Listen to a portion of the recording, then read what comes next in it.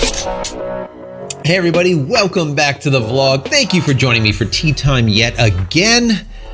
I really appreciate you being here. So today is going to be like a Canon, Nikon, Sony day. The real question that I want to ask is there a clear winner between the Canon EOS R, the Sony A7 III, or the Nikon Z6 or Z7 they just came out with? Is there a clear winner? What do you think? What do people think? Now, DP Review did an article about this. I was reading through it, and I kind of want to comment on it a little bit.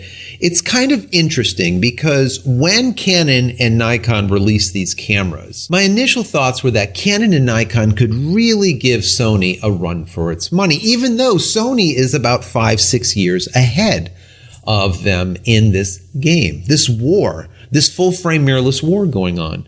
Well, after looking at the Canon EOS R as well as the Nikon Z6 and Z7, they each have their own problems. One with video, one with autofocus, and there's issues, okay? There are issues. So, is there a clear winner? So the way I see it, I do believe that Canon and Nikon did themselves a service by putting out an answer to Sony's full-frame mirrorless cameras. But I just don't think that it is quite enough. As of yet, we have to bear in mind that they are, let's call them Gen 1, and Sony is on like Gen 5. They've been making a lot of them over the last 5 or 6 years, okay? So I understand that. But I don't think that they are there as of yet, and I don't see any one of them being a clear winner. A lot of you guys are talking about, for example, mount size.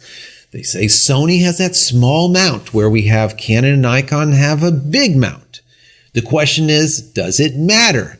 And I talked about this in a couple of videos ago when I said, does size matter? And when it kind of gets all boiled down, the answer is yes and no. It does matter on how much money it takes to create one of these lenses when you have a small diameter mount. It is a little bit harder to do, and all of the lens manufacturers have said that. But when it's all done and you have the lens in your hand, if you look at, for example, the 70-200 G Master lens from Sony and a 70-200 from Canon or Nikon, they're pretty much on par. So does it matter? Not so much to us. To the people making the lenses, yeah, probably. It'd probably be a heck of a lot easier if they had a bigger diameter, but they don't.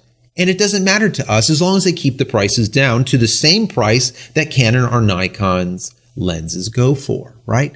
Then some people were talking about the actual focusing system. Which one is better? That is also an issue. Then people were talking about color science. Which one is better when it comes to color science? Autofocus, color science, lens mount size, and all of this stuff. One of the things that I wanted to talk to you guys about is quality control, QC, all right? Where does each one of them stand? Now, all of you guys know that I am a Canon user for many years, almost 2 decades. Well, just recently, I want to give you, I guess, a little bit of a story that just happened this week. Now, I have a 24-70 L-glass 2.8 professional lens, right? Probably like $1,600, $1,800 at the time of purchase. That lens was returned to Canon because it had a problem. And this was in February.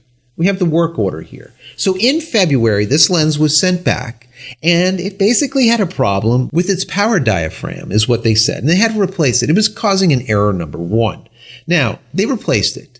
The cost was $269 labor and the part was $26.68. So with all the shipping and everything, it came to $340.99. Now, at the time when they did this, they said they did a complete revamp on it. All right, almost like a refresh. They went through everything. They went through the whole lot, no other problems. It's brought back up to new performance. Now, this lens was not used very often this year. Now we're in December. Once again, I have a problem with this same exact lens. Now, this isn't a Sigma lens or a Tamron lens. This is an L glass, Canon piece of glass that was just sent to them. Now we have work order number 2. You see where I'm going with this?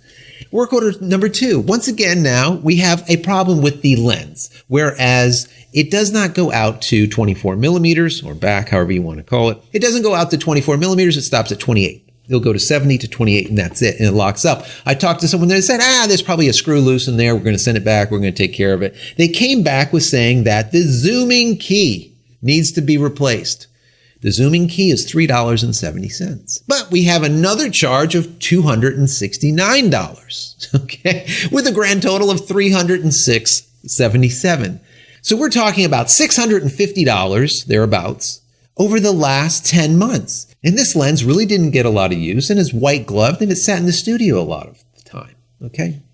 So that being said, there's obviously a QC problem going on with Canon's repair. I can't see having to pay this type of money on a lens that we just sent in for full repair. And not only that, they even replied with, that's what they were doing. So nothing really changed with this lens at all, besides that it went south again. So, professional piece of glass. Does that make me happy? No, it doesn't. So what I did is I called Canon. I am a CPS, a Canon professional service member, right? I called into CPS and said, listen, this is what's going on. But before I did, I told them I'm going to record this conversation, okay, that it might be broadcast, and I was going to redact anyone that I speak to, their name, all right? I think that's fair enough. And that's what I did. I'm going to play some of this for you while I'm speaking here so you can hear the conversation. Thank you for calling Canon. This is, how can I help you? Hey, this is JCristina. How are you doing today? I'm well. How are you? Good, good, good. I just want to let you know that we're recording this conversation for broadcast. Your name will be redacted. So I just have a quick question about a repair. I'll give you the repair number. Well, for that, because I'm actually here in the call center, but I could get you over to a supervisor and they could take a look into that if you want and see what kind of options they would have. Yeah, that would be fantastic. Okay. If I could place you on hold, I'll be right back with you, okay? I appreciate it. Happy holidays. Thank you. The bottom line here is I spoke to the first guy and he's like, you know what? This is early morning, okay? I haven't had my coffee yet. I don't really want to deal with this. I understand where you're coming from, but I'm going to have to defer this to a manager. And I get that. That makes sense. So that's what they did. Thank you for patiently waiting. I appreciate that. My name is part of the management team here at Canon. Stan, you have one of our 24 to 70. Absolutely. We have the EF 24 to 70 2.8L USM.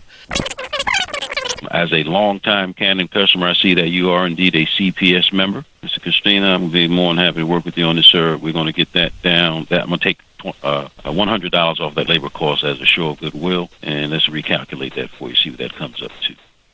The manager, as you can hear, was a very nice guy. He sees that, listen, this person that I'm speaking to is a Canon guy for probably almost 2 decades. I tell him all of the gear that I have, literally from a 10D all the way up to a 1D. So you see the gamut with a ton of Canon glass. You're talking about tens of thousands of dollars of equipment, all right? He sees that and puts me on hold. And he comes back, as you can hear, and said, listen, instead of $306.77, it's going to be $199 for the repair and to ship back to you and whatnot. So I said, no problem. We're going to go ahead and do that. Now, the thing that I want to say here is that many people say that quality control is probably one of their primary things that they want to make sure is at its highest degree or its highest level if they are a professional. And I think that is a very good case. You can go into ergonomics, you can go into color science, and all the rest of the stuff that we talk about all the time on this channel. But if quality control is not where it needs to be, all right, we have downtime. We cannot have downtime as professionals, no matter what. End of story. That is very, very important. Now, a lot of folks have said that Sony does not have a repair department as good as, for example, as Nikon and Canon. That being said, here is a problem that I had with Canon, and I'm showing you that there is QC everywhere. There is quality control problems everywhere, but it's how it's dealt with and the speed in which that it is dealt with. That is most important. You want to know as a professional that you're not going to have a lot of downtime with the equipment that you have. Now, we all have backups, and we don't have to worry about this lens or that lens because we have plenty to use if something was to go down. But we don't want to have to do that. If we have two 24-70s, we want to be able to bring two 24-70s to a job and not only one. Okay? So QC and the actual product itself is so important as far as how durable it is. So, is Sony as durable as Canon and Nikon? I don't know. I'm not going to make that call. Is their service department as good as Canon and Nikon? I'm probably going to say no because I've heard from you guys and said that no, it is not. So, that being said, I do think Sony needs work on their service side. Do they need work with their camera itself? Maybe some ergonomic stuff, but the actual camera itself is doing a fantastic job. And I would have to say that the sensors in these cameras are probably as good, if not better, than the Canon and Nikon sensors. Now, which one do people buy? Right? That was the whole question. You know, where do we stand with this? Who takes it? Who is the winner, the clear winner? I would have to say with professionals, the clear winner is their own brand. If you're a Nikon guy, you buy Nikon. You'll buy the Z6 or the Z7. If you're a Canon guy, you're probably going to buy a Canon EOS R. But where Sony really blows it out of the water is with new clients, new customers, bringing in fresh blood. The A7 III has done that for them. It is a low-cost, full-frame mirrorless camera that is bringing in a lot of new blood. And I would have to say that the EOS R and the Z6 and the Z7 are not. What do you guys think? I want to hear from you. What do you think about this whole thing? Is there a clear winner? Is there not? Do you agree with me? Do you not? Put your comments in the comment area below. Let's have this discussion. I think it's very interesting, at least. So anyways, guys, thank you for joining me today. If you enjoy my content, as always, please throw me a big thumbs up. That would be awesome. Don't forget to smash that subscribe button so you can get all my content when it becomes available, and click the bell icon over here so when it is available, you will be notified of it. And finally, head over to my website, JCristina.com, where you can find all the photography tools that I've made for you and me over the years. And hopefully there's something there that you might like. And if there is, please pick it up and support me. I would really appreciate it. That's it, guys. I'm out of here for yet another vlog. We'll see you in the next one. Take care.